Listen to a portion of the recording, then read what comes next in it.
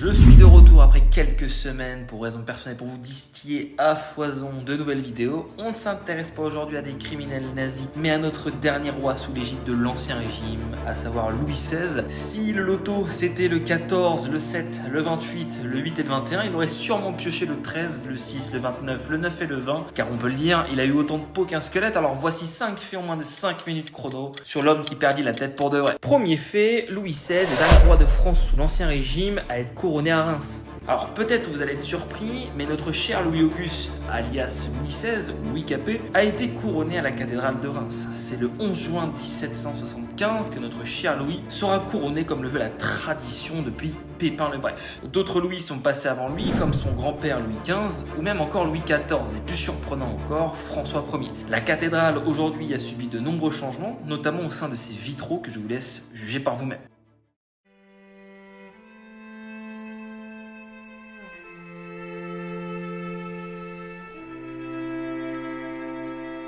Deuxième fait, Louis XVI redore l'image de la France. Dans un contexte économique déjà difficile, un traité d'alliance qui en forme deux est signé le 6 février 1778 qui donnera lieu à une entrée en guerre de la France contre l'Angleterre, nos éternels rivaux. Harry Kane, merci encore pour le péno. L'objectif est simple, reconnaître les États-Unis d'Amérique. Bon, au final, j'ai l'impression qu'on s'est fait un peu arnaquer. D'autre part, ouvrir de nouvelles perspectives de commerce. Une aide militaire mettra l'Angleterre à genoux dans la bataille de Yorktown. Louis XVI ressortira diplomatiquement parlant plus grand après ces traités. Même si sur l'aspect purement financier, la France ne tire pas réellement de bénéfices dans l'implication qu'elle peut avoir dans cette guerre, il faut surtout aussi souligner le pragmatisme et la persévérance de Louis XVI, trop souvent décriés dans les documentaires que l'on peut voir en histoire. Je tiens quand même à le rappeler, mais l'opinion publique était quand même assez favorable à cette intervention de la France, au vu des traces qu'avait laissé la guerre de 7 ans. Troisième fait, affaire du collier. C'est une affaire qui n'a pas amélioré la réputation du couple royal. Un collier avec 260 diamants,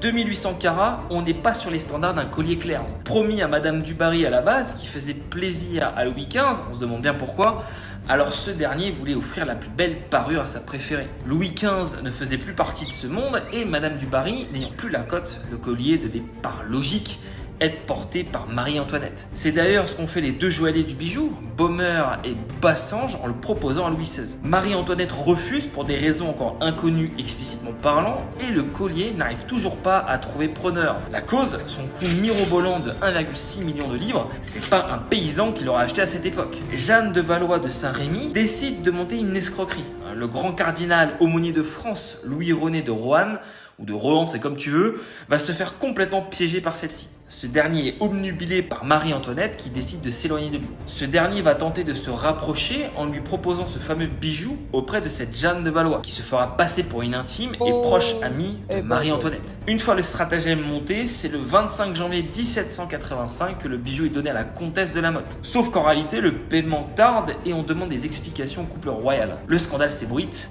le cardinal sera finalement arrêté, puis blanchi et Madame de la Motte marquée au fer rouge. Marie-Antoinette a sa réputation malgré elle écornée. Quatrième fait, la représentation de Louis XVI. D'après les archives, Louis XVI aurait mis 7 ans à faire son devoir conjugal. Il n'était pas envoûté à l'idée de forniquer avec Marie-Antoinette, avec laquelle il a été marié à l'âge de 15 ans. J'ai beaucoup d'éléments sur elle, donc si un épisode vous intéresse, n'hésitez pas à me le mettre dans les commentaires. D'autant plus qu'apparemment, il souffrait d'un phimosis, ce qui rendait les rapports très douloureux. Ils auront tout de même 4 enfants. Son impuissance aura donné beaucoup d'imagination à ceux qui écrivaient des libelles révolutionnaires, c'est-à-dire des pamphlets diffamatoires. Cette impuissance donnait l'image, en tout cas, d'un roi peu masculin, vacillant, incapable de gouverner tout un peuple. Voici un exemple. Vous pouvez donc constater la différence d'élégance entre notre époque moderne et celle de l'époque quand il a fallu, évidemment sans le S, parler de ce type de sujet. Louis-Auguste de France, Louis XVI, n'aura jamais eu de maîtresse cachée, contrairement à son grand-père ou ses ancêtres plus lointains. Il savait que ça pouvait lui attirer du danger, il était assez soumis sexuellement face à Marie-Antoinette, et la gestion de son couple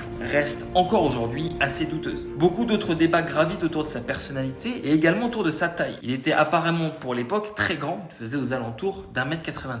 Cinquième et dernier fait, les dernières paroles de Louis XVI sur l'échafaud. Vous connaissez probablement les mots célèbres qu'avait pu prononcer sur l'échafaud Louis XVI. Je meurs innocent de tous les crimes qu'on m'impute, je pardonne aux auteurs de ma mort et je prie Dieu que le sang que vous allez répandre ne retombe jamais sur la France. Mais est-ce que vous connaissez réellement le contenu de son testament? Je vous fais défiler à l'écran les images réelles de son testament, où en fait on y voit un hommage généralisé des personnes qu'il a pu rencontrer dans sa vie. Il va appuyer son hommage sur l'Église, sur Jésus-Christ. Il aura aussi un mot tendre pour les personnes qui l'ont côtoyé tout au long de son règne, notamment aussi auprès de sa femme, de ses enfants. Il va même conseiller son fils quand il deviendra roi. Donc quand on lit réellement son testament en entier, on se rend compte que Louis XVI dépeint ses réelles émotions, ce qu'il a sur le cœur, avec toute la sincérité, avec somme toute une réelle pudeur. Si la vidéo vous a plu, n'hésitez pas à lâcher votre meilleur pouce bleu, à vous abonner à cette chaîne pour mieux la référencer.